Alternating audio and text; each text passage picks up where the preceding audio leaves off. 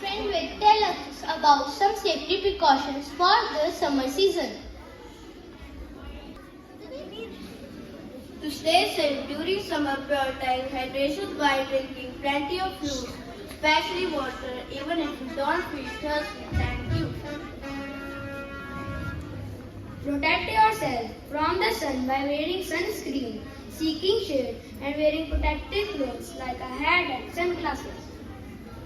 Stay indoors or in air-conditioned places during peak hours. The sun's rays are the most intense between 10 a.m. to 4 p.m.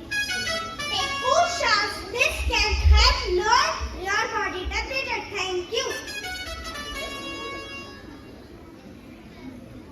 Wear light-colored, loose-fitting clothing. This allows your skin to breathe and prevents heat absorption.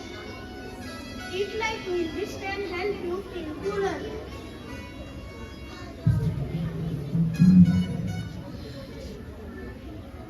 Take precautions against insects. Use insect repellent and be aware of potential dangers like ticks.